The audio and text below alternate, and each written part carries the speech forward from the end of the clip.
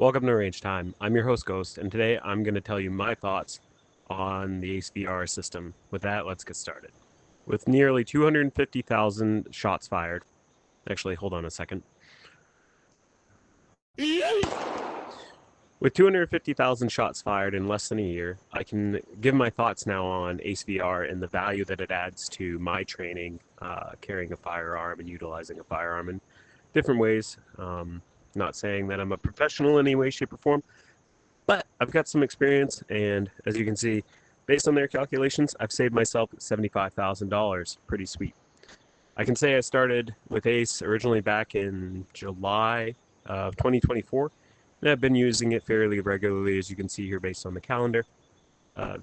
Since I've started with it, whenever I was in town, or out of town, sorry, I couldn't use it necessarily, but it does travel well. So if you get a little travel case and things like that, you can take it around with you. It's a handset, the MetaQuest headset, maybe some backup batteries. That's really all you need to get in some good dry fire reps. But from what I've experienced with it, is it worth it? Well, we're going to deep dive that a little bit, and I'll let you know my thoughts. So what are my thoughts on ACR? There's a couple of areas that we need to touch upon. One is going to be value. Starting with that in mind, is it worth the money that you spend on this system? Well, let's break it down a little bit. First, you need a VR headset. If you don't already have one, those can range in terms of price, US dollars, from, let's say, if you find one used like a Quest 2 for $100 maybe, all the way up to $600. So depending on your point of entry, that may be cost prohibitive for some folks. However, it's definitely less than the cost of buying a new firearm. So when you kind of weigh it that way, is it really a ton of money? No, but it is a significant investment just for that headset. After that, you need a handset from Ace. You can choose one of their models, and for every other 3D printed one that's out there, you still need an Ace handset model to be able to rip out the control unit that's within inside that actually makes the system worth using. I found when I was using it with just a MetaQuest controller, it wasn't as enjoyable. Sure, you could experiment around on the range and try different things out, but you weren't really getting the value of it. You weren't drawing from a holster and presenting up a firearm. You weren't bringing your hands together and getting on sight, feeling that trigger break, getting shots off on target, being able to reholster, assess how you were doing with those. So to me, the Quest controller really wasn't the way to go. You really have to invest in one of the handsets, and you need the internals, even if you do go aftermarket with a 3D printed option. I have two of the sets from Ace, and I would say they're top notch. I've gone and 3D printed several models of my own from the community, and I find that the ones that are produced by Ace, just because of the feel, the weight, the quality, are well worth the investment for the amount that I've utilized it. So would I rule out a 3D aftermarket option? Not necessarily if my pistols weren't available from Ace, but some of mine are. So I like to use those because of the high quality that's presented and the value that I feel that I get out of those. Now, when it comes to a subscription-based model, I do see some folks online having issue with that, and the reason why they say is because, oh, it's a subscription, you're paying forever, things like that. I get it. So is Netflix, so is half the other Amazon Prime, pick whatever, pick all of the subscription models. But the thing that's different here with like any other game that I have is that you're getting a constantly updated experience. We're getting new ranges, we're getting new firearms, we're getting new experiences, and we're not paying like a microtransaction every time one of those comes out.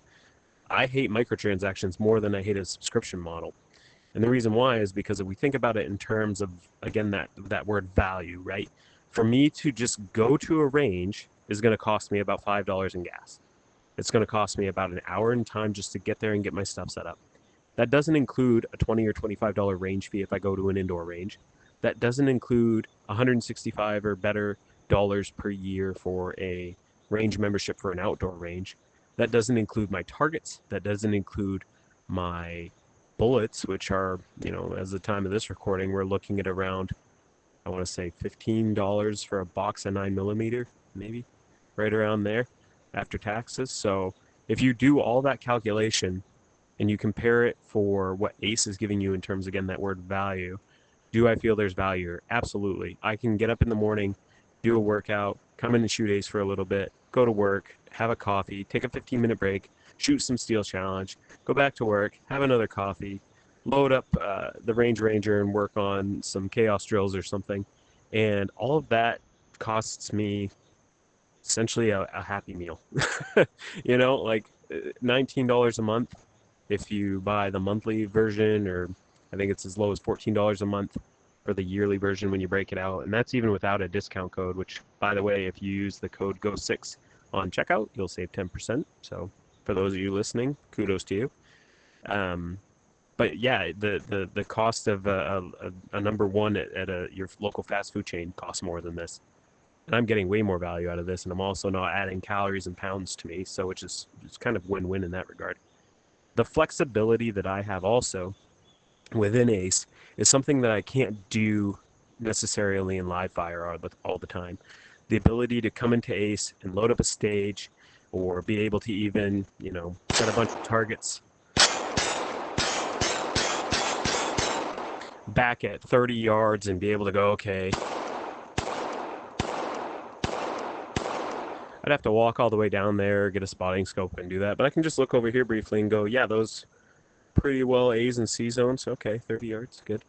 Maybe we work some doubles or triples or whatever, you know, just taking shots at it. But I'd have to go down there, look, pace, do all that. This saves that time, and I can tell, okay, in real life, my performance is going to be worse because I'm having recoil. I can experiment with it in here and see what I can do at my best. And what I do is I take my scores or my times in ACE and pretty much cut them in half. That's about where I am in live fire. Maybe not quite that low, but it gives me a good indicator.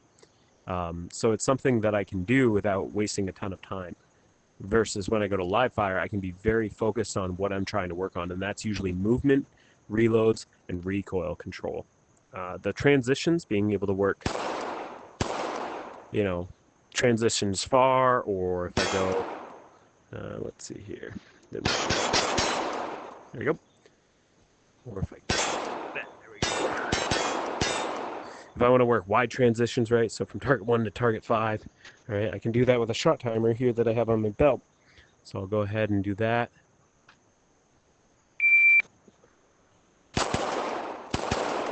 Right? And I can look at my times, you know, my draw and first shot times, total times, my split times. I can do all that in live fire too, but I can practice it all here. The only difference really that I'm going to experience in live fire is going to be that recoil. Again, reloads here where you press the mag release and then you smack the bottom of it. Is that realistic? No, but you are responding to a stimulus, whether that be the gun going dry or a forced reload because of a stage instruction. That stimulus is causing me to not have to think about the operation. And my brain just thinks reload. So I make sure that when I'm doing my dry fire with my actual pistol and my magazines, that I'm focusing on that reload more than anything, not so much trigger presses, because I'm doing all my trigger presses, transitions, sight alignment, grip, all that stuff is being done now in ACE. I say that because ACE isn't replacing my dry fire routine. What it's doing is supplementing it. It's supplementing my live fire and it's supplementing my dry fire. It's kind of adding more to it, right? So if somebody's just doing dry fire and somebody's just doing live fire, they tend to grow so much, right? When you combine the two, dry fire and live fire, they tend to see rampant growth. What I believe is if you add this into the mix as well, so you have dry fire, I'm going to call it mixed fire, and then you have live fire, you're going to see even greater gains. So for me personally, when I first started out, I was maybe a high C-class shooter in USPSA carry optics and a couple of other divisions, and steel challenge as well. I'm now a B rank shooter, and I've won a couple of competitions actually, won some cool prizes that were worth some significant amount of money, and I attribute that to training in ACE. One of the examples I'll give you is a classifier for USPSA, so let's go ahead and get one of those loaded and we'll talk more about it. So it is important that we discuss this as well with the USPSA classifiers. Here it's saying shoot A targets or B targets 2 times each. It's really, you can choose any 3 targets to shoot in the classifier instructions. Perform a mandatory reload, that's correct. Shoot 3 remaining targets, that's correct. Start position is either at the front or the back of the shooting area. In the actual classifier it says heels. It's 2 strings. Heels on the back for the first one, toes on the front for the second one. So just 2 things to consider there. You would want to do 2 sets of strings. But I've seen people shoot A, B that are down here, then the A over here, reload, shoot that one as they're moving forward, and then engage the two Bs. Whatever. I trained it just like how they're doing here, and I shot a very high B on it. So we'll go ahead and do a quick run of this going forward, and a quick run of it going backward from the holster, because I have a theory on this that I want to see if it's something that maybe the community also believes is true. So we'll go ahead, holster up, and we'll get ourselves aligned, and we'll make sure that we can see all that we need to see. Okay. Stand by.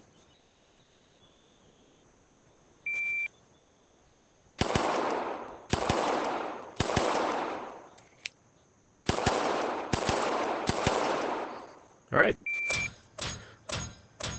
So for one string, we just had a 779 time, and we would have had 58 points. That's pretty accurate, actually, for how I did in real life, thinking about it there. As we can see here, our gold ranking, that's important. We'll keep that gold in mind from the holster. Now, we'll start from the front stick, toes on the front stick. And again, I'm going to engage the B targets this time around. And how I shot it in real life was actually the A was on the retreat, like backing up while looking at A after reloading, and then engage the other two A's because you can kind of lean left or lean right and get it. Can't really do that in the space I'm in here, so I'll be interested to see how that turns out. But I have a theory that we'll see here in a second. Stand by.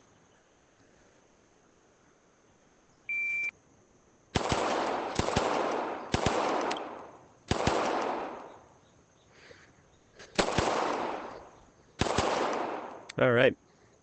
Holster up and stage. Okay. I'll get rid of that. So we can see here that took me 8.86. Again, going backwards, did it take me more time in real life? Absolutely. And my theory is actually this. For those of you who shoot USPSA or Steel Challenge, specifically, I have a theory that the ranks in ACE correspond pretty closely to probably what you're seeing as your ranks in those divisions that you're in, right? So in carry optics, I'm a B rank shooter. I think a B rank is a gold shooter. Maybe a platinum shooter is an A. Maybe a diamond is an M, and maybe an ace is a GM. After talking to people on the Discord for quite a bit, that's pretty much what I'm seeing is the masters and the grandmasters are constantly hitting that diamond ace mark from the holster, right? When I'm shooting from just low ready, I'm pretty regularly in a diamond or platinum level of shooting. But as soon as I go to the holster and start incorporating some movement, I see myself getting into that gold platinum area. Occasionally, I'll stray into the silver, and that's commensurate also with where I'm at as a shooter in those sports, right? So I'll see that I have sometimes a bit of a challenge in processing all the targets to shoot at, or the order of operations in which I want to go, stage planning and things. So I think that looking at these ranks in terms of the USPSA ranks, there is some validity there. So if you're down at a bronze level, you might be a D shooter. If you're at a silver level, you might be a C shooter. And working your way up, gold would be the B. And then, like I said before, all the way up to GM it's an ace. So kind of an interesting value proposition there for folks who are in those particular sports. And we'll go ahead and test that theory on a couple of Steel Challenge stages as I continue to talk about my thoughts on the ACE system. So I don't want to bore you just with staring at the same screens and stuff. So we'll shoot the Steel Challenge series as we go along, and I'm talking a little bit.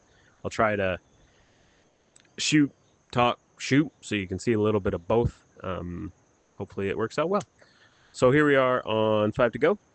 Gives you pretty much how to run a Steel Challenge stage. Essentially, shoot them in whatever order you want. Red sticks last. If you're starting from a low ready, point at the ball down here. You're good to go on the beep. Go up. Tip for anybody who's new to Steel Challenge, start staring at the target that you're going to engage first from the go, whether it be from the holster or from the low ready. You can't be pointing underneath. You point over here. And we'll do that for a little bit. So the point that I want to make next is ACE is lowering the barrier to entry for those who are looking to get into competition shooting. It's also greatly enabling the next generation of competition shooters. Stand by.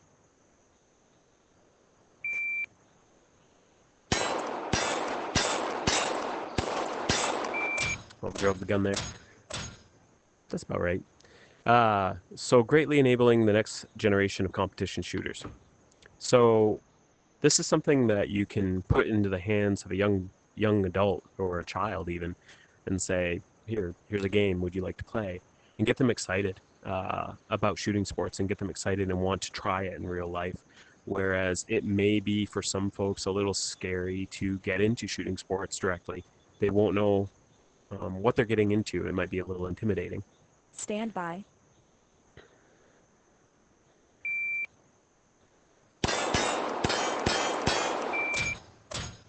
That was a good run. It might be a little intimidating, whether that be not knowing the rules or whether that be just not having done it before.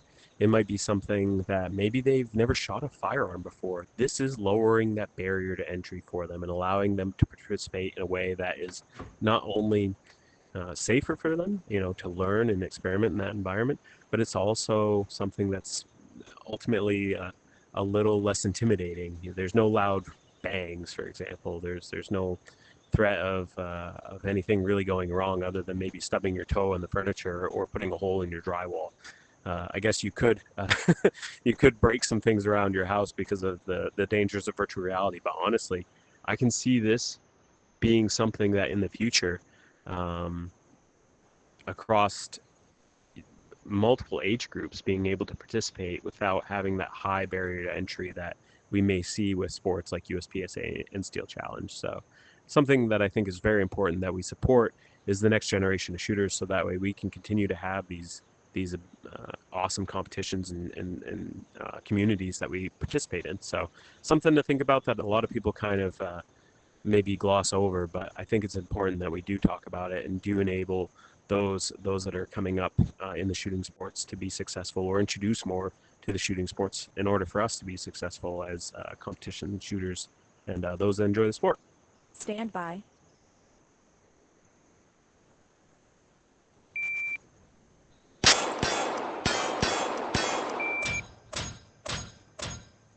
Again, seeing myself as a B-ranked carry optics shooter in Steel Challenge. Could we take my 3.18 time, multiply it by 5, or whatever, 4, I guess, because I'm not shooting it 5 times right now. Drop the lowest one and see where that falls. Yeah, we could. But I still think that's pretty commensurate with my level of performance from a holster. So kind of interesting that we're seeing that trend continue. We'll go ahead and head to the next stage. So what do I think about ACE for a competition shooter that's at the level of mine? I think it provides a lot of value if you're using it appropriately as a training aid. Is it fun to go out and game it? Absolutely. I do it all the time. But it's also something important where I do put on the holster and work the draw and work specific skill sets, such as working out and getting that first shot, or working my transitions, or working even stage plans in classifiers that I know are coming up. It allows me to do that where I normally wouldn't be able to do that. I can't shoot Steel Challenge maybe once every 2 months just because of how many there are around and timing and work and things like that. But I can come into Ace and shoot it every day if I want to, and it's definitely helping me improve. It's helping me getting out of the holster, getting my grip, getting my sights, helping me with my transitions and working through the targets. It's got its limitations though that I want to outline, and again, we'll mention the reload technique. I try as much as possible for me not to reload an Ace because I don't want to instill that, oh, I have a stimulus, I'm going to drop my mag, and then I'm going to slap the bottom of the gun. I need to either incorporate into my training where I actually reach for a magazine, press it into the bottom of the handset, and then drop the magazine or something like that. Or just continue like I have been, where my dry fire primarily focuses on that indexing of the magazines and working that skill in that arena rather than working it in ACE.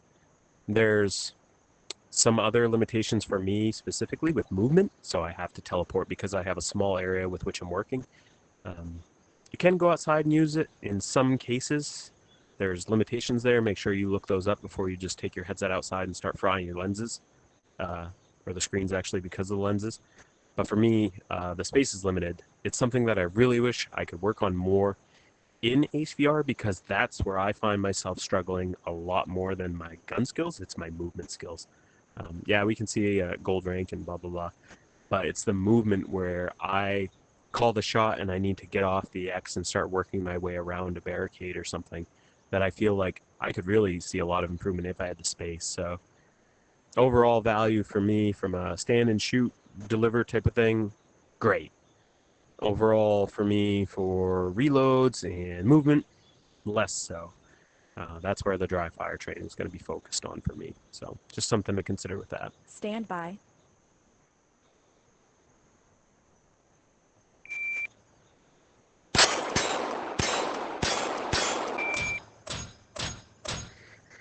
Even responding to a beep, right? We're seeing my first shot is a 147 over there on hit one. Uh, it's helped me improve my first hit time on a lot of these stages to be where that's at. It used to be about a 2 second time, but I'm getting faster with recognizing that my red dot is on target. I can go ahead and break the trigger and it'll be a hit. Transitions as well from target 1 to target 2 is a 0.41. That used to be a 0.5, a zero point 0.6, and I've seen that consistently coming down. So the more I repeat these stages, not only is it like a muscle memory kind of thing, but it's just visual processing. I'm getting that much faster when I'm being diligent with my training and not just kind of eating one out there, you know? So just something to consider too. If you're diligent in your training, you're going to see progression. If you're going out there and just gripping it and rip it to see how fast you can go, you might not see the incremental gains that I've seen over the last year of using ACE. Something that's really cool is the ACE community as well, whether it be on the Discord or the live competition shoots that we're able to do. It seems like they're getting out there in the community and really getting across the industry, which is kind of neat, whether that be at the shot shows or various other conventions, or even just at local gun clubs with certain advocates going out there and demoing the system for people to sign up and consider joining. It's kind of neat. It's literally because they just want to see the system to continue to have users grow and share how awesome this thing is. Even if you just use it for the fun aspect of it, like when I have friends over and we're all shooting and we can display the on the tablets so people can watch and hang out. Like that's fun. You know, a lot of my friends don't have the time nor money to go to the range and shoot all the time, but when they come over and we want to shoot some ace for scores and points and rib each other and stuff, it's a great time. So just something to consider too is the community, right? The live competitions, they're giving out prizes and people are getting excited about it. It's a pretty awesome thing to see that not a lot of people in the industry are doing currently. So I hope they continue to do that and continue to support their community with the ideas that are coming from them, whether that be developing stages and series to shoot in the app or taking recommendations and suggestions on how to improve the program. They've definitely been doing that. So awesome to see that amount of support from a developer and the organization on the whole. I should say here too, if you see me around the Discord or you see me around different areas, I'm not employed by ACE. I have a full-time job. Um, do I have advocate codes? Yeah, Go6, GHOST6. Again, shameless plug there. They're supporting the people who are supporting them, and they're also supporting the community on the whole by taking their suggestions and recommendations and giving back to the industry in the ways that they are. So pretty neat.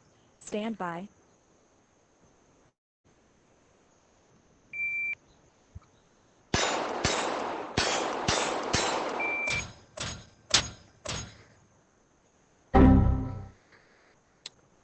Okay, next stage.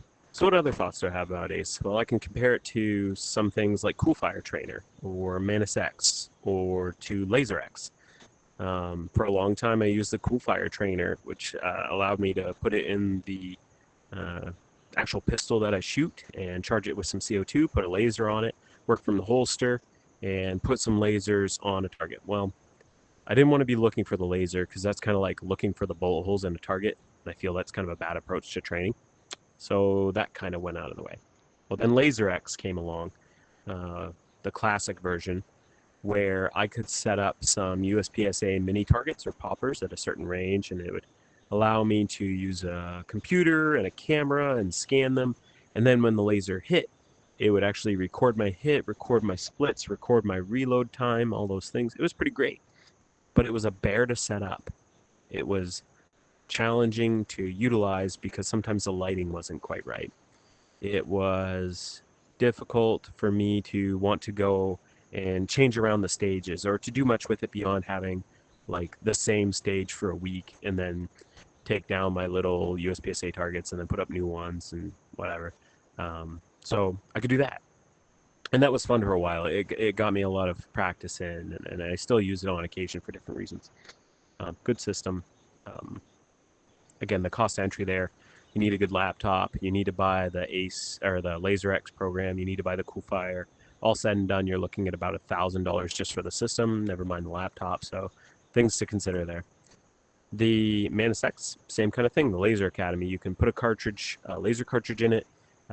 Strap that Manus X onto your gun, and if you have a holster that's light bearing, it'll still kind of fit in there.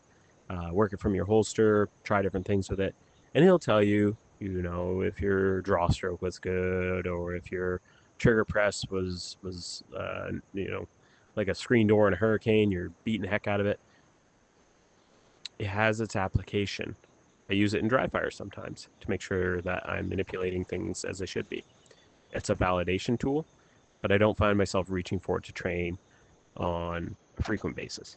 It's more something where if I feel like I have something that needs tuning up or something that I can really address, I'll bring that out for more data points, but it's not something that I utilize on the regular. Like I won't just bring it with me to the range to use it.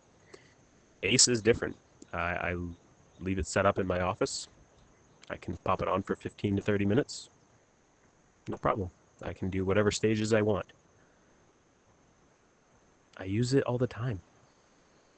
Most people who have it use it all the time. Even if you buy the system, you subscribe for a month and you don't like it, you're still going to get the free range. You're still going to get one gun. You're still going to get one optic. You're still going to get infinite ammo. And you can do a lot on that free range. So we'll go ahead and shoot the stage. I'll take you over to the free range, show you what you would get even if you stop the subscription. Stand by.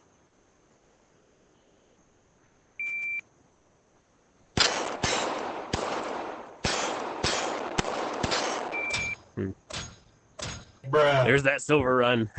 Yeah. So yeah, that would probably be like a C-class run. We could do the math on the 523, see what that relates to in Steel Challenge. But yeah, I think that's probably a C rank run right there. We've got one more quick stage. We'll just shoot here real quick. Stand by.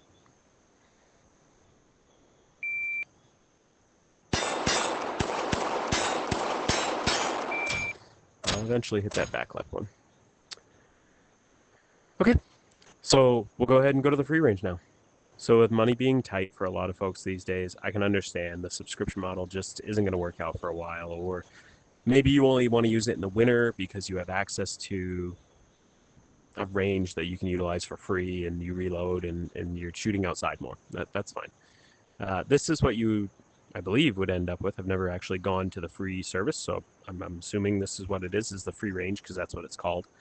And you would get, again, one gun with one optic and unlimited ammo, and the shot timer is still going to work too, which is great. So even on this stage, here you could teleport and use a VTAC barricade. Work through your angles. Shoot some pumpkins. Shoot some... One thing that I like to do as a warm-up is I'll come to the outer edge here, and I don't really know the distance from me to that plate rack. Maybe it's 7 yards, but I'll just work a single run from the holster to see where I'm at for the day with the timer.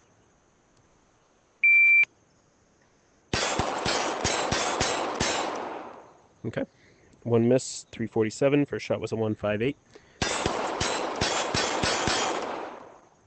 But yeah, so you could end up with this, which ultimately, for if you only subscribe for 1 month, you would have paid $20 for the subscription, $200 for the handset. Is it worth it then? That's for you to decide. Do I think it's worth it? Absolutely. I'm going to be continuing to use Ace and hopefully, again, using it as a part of my training system to enhance my dry fire to live fire experience, right? There's definitely a gap in the middle there that I feel that this fills very nicely. Is it perfect? No. There's sometimes some bugs that people need to work through. There's sometimes uh, server issues because of the rapid growth that they're seeing. There's sometimes um, some issues with the lighting in a room, or like people are using it outside. These things happen, and they're all, for the most part, easily overcome or overcome within a few short hours. Like, the dev team is extremely responsive when things start going sideways, so kudos to them for that. But yeah, it's going to be something that I'll be using for quite some time. I hope it helps me improve to maybe an A rank in carry optics someday. And I can't really imagine where it's going to go in another year or two, but I'm excited to see where it goes. And yeah, hopefully this helps some of you make the decision on whether or not you want to dive on into the world of virtual reality training. I hope this review has helped you learn something about ACVR and perhaps even swayed you into purchasing the system. With that, we'll see you next time on Range Time.